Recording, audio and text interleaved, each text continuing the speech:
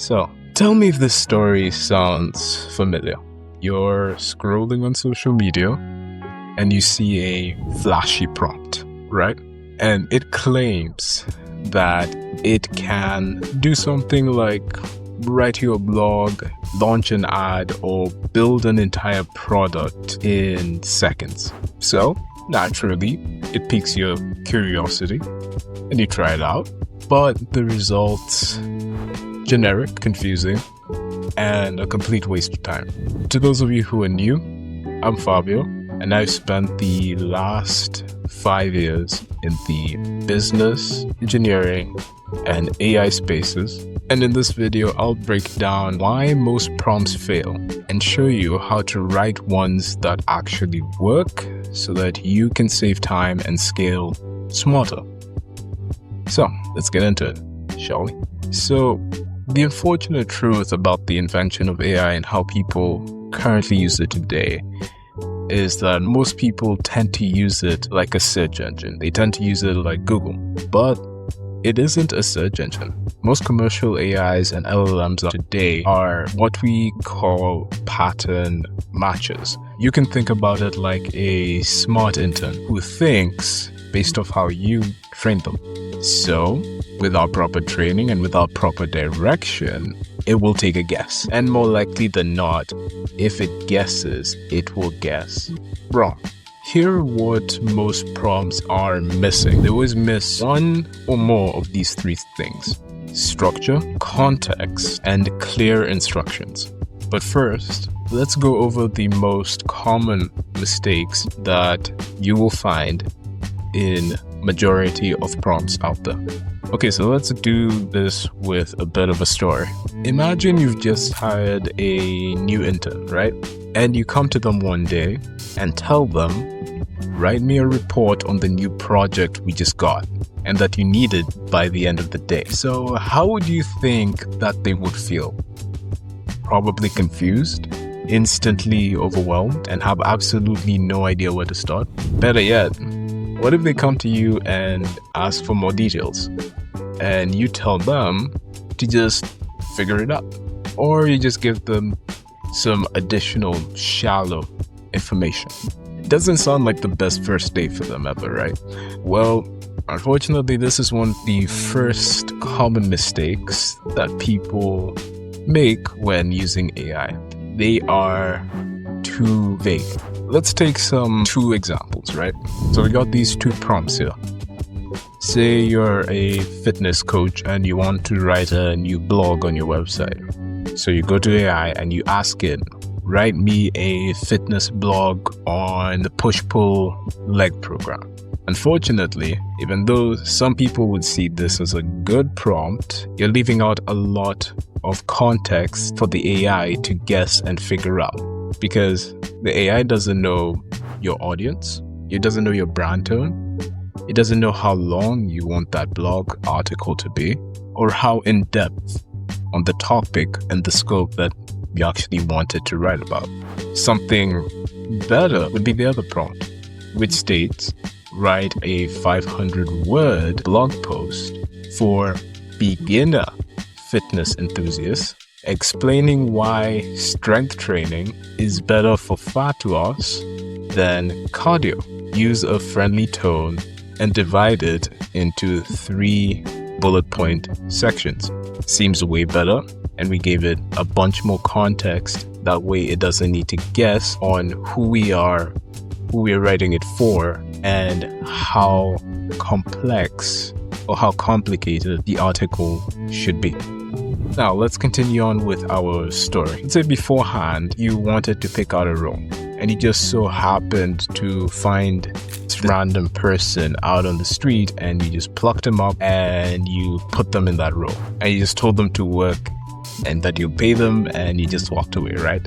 Well, first off, talk about a bad way to run a business.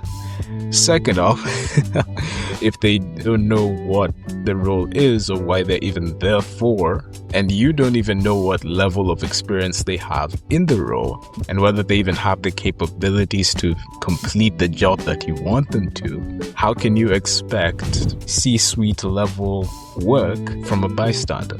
It's like going to a university campus and getting a sophomore in medical school and asking them to perform surgery. Doesn't sound like the best idea in the world, right? But that brings us to the next greatest mistake that people make when prompting AI, which is no context or role being given to the AI.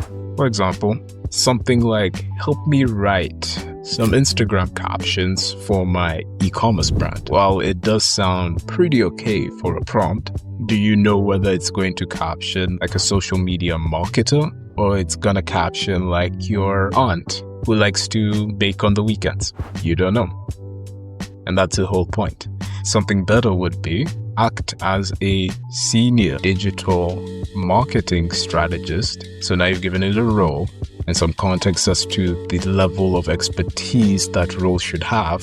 For fashion e-commerce brands, now I've given them a specialty, so they specialize in fashion e-commerce. So help me write a carousel post showcasing new arrivals of Halloween-themed shirts and hoodies for a 24-hour flash sale.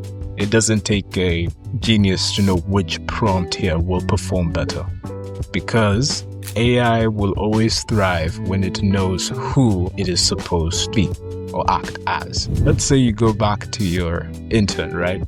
And you want to put them in charge of social media posts for the next day.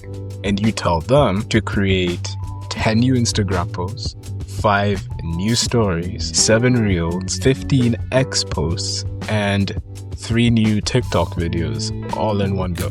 Well, poor Haya wasn't burnt out already after the last 2 requests. Now their brain is definitely rebooting, right? But again, this is now the 3rd worst possible mistake you can make when prompting, which is you ask too much at once. So rather than saying something like build my entire brand at once, you should break it down into steps. So first give me a brand name, and then give me a 1-line value proposition. And then after that, give me a landing page template. So now let's say we're on day 4 of our new intern working for us, right? And we decide to give them a bit of a break and just tell them to go and buy some food for the company event happening later in the day. But here's the thing. You didn't tell them how much to spend. You didn't tell them what food to get, how much food to get, and whether anybody was allergic to anything.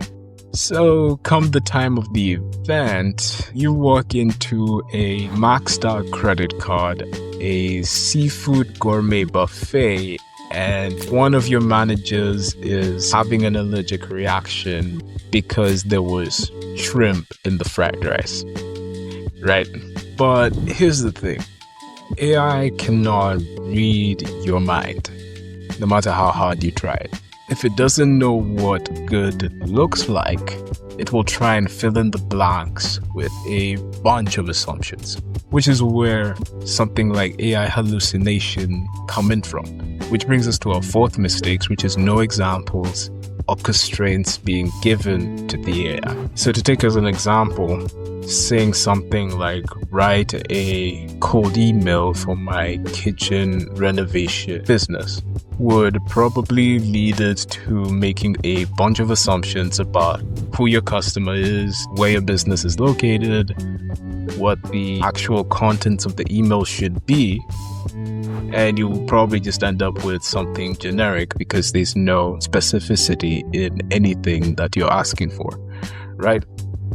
So something better than this would be write a cold email for my kitchen renovation business targeting homeowners in Manchester.